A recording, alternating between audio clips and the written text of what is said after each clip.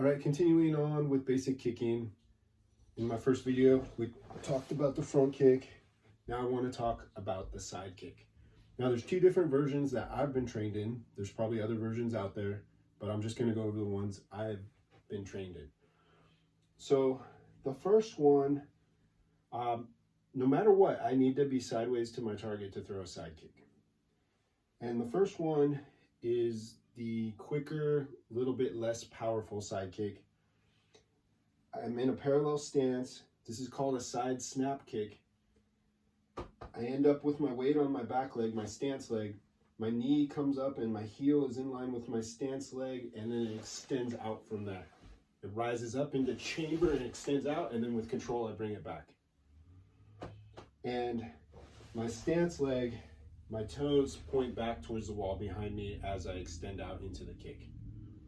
So I want to make sure I don't twist my knee. So that's the side snap kick. I'm bringing it up, the chamber, the knees coming up, the heels in line with my stance leg, extend out with control. And I'm hitting with the bottom of my foot and bring it back with control. Now the thing is, with side kicks, it's easy to drop the hands. I do it a lot when I throw side kicks. So that's one thing to think about. Remember, I talked about you can hold your collar if you find that you're having problems with dropping your hands, just to get it so you keep your hands up. So I'm here, throw the side snap and bring it back. And I'm always working on keeping my hands up because I drop my hands a lot. All right, and then the second one is the side thrust kick. It has more power. It's kind of like the finishing move when you're gonna just hit someone with a lot of power or hit a heavy bag with a lot of power. You would go for the side thrust kick. A lot of times it's best to start with this side thrust kick with a wall or something sturdy to hold on to so you can get this chamber. I want to bring my knee across my body, and I'd like to have my heel as high as my knee. My flexibility is not great in my hips, so I have a hard time with that. So at first it's good just to work on this chamber. So notice the chamber comes across and then extends out and comes back. That's why it has so much power. So side thrust, it kind of comes back across my body, and then I get a lot more range of motion, and that's where the power is. But like I said, at first, probably good to get used to just holding this chamber. Our teacher has us hold that.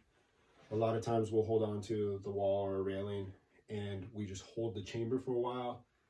It's kind of a conditioning drill, and it strengthens those muscles in your hips. So there you have it. There's the side snap and the side thrust kick. Usually, in a practical sense, if I'm sparring and I actually use a side kick, I usually don't turn my body. I'm like I said, I'm not an expert at kicking. I usually use it if the person I'm sparring against circles around and then it just ends up that my body's sideways, then I might throw one. But I usually don't shift my body to set it up because like I said, I'm not real quick with it. So it kind of telegraphs it. So they're kind of ready for it. Important again, also on it, when you throw the kick, retract it quickly because it's an easy one for them to catch your leg and then take you down. And it's not good if you get taken down to the ground with that. And then I want to mention, from the self-defense JKD perspective, I utilize a lot more of the side kicks. I utilize a low kick with it. So in JKD, we'll throw basically like a side kick as a barrier. Like if somebody's charging in, I just lift my leg into basically a side kick.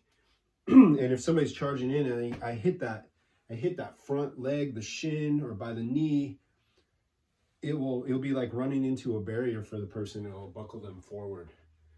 So I find actually a lot of times sparring, I'm more successful if I might actually chamber it a little bit, but I throw that side kick low. That works pretty well. And then there's no chance that they're going to catch my leg and take me down. But that's just how I use it. I just wanted to give you some examples of how I actually utilize it when I'm, you know, sparring with it, which is putting it into practice, experimenting with it.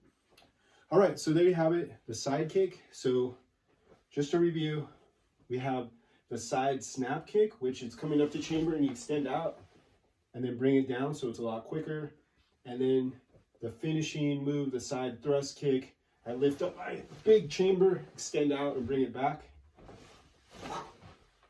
So that's the one where I'm going to send somebody through a wall. I'm just joking, I'm not going to do that. Anyways, there you have it, the side kicks. Play around with that, just like with the front kicks. I think it's really good if you just drill it. Keep those hands up. I'm really reminding myself. Do 5 to 10 kicks on one leg, 5 to 10 kicks on the other leg. You can try the side snap and the side thrust kick. Get in your repetitions.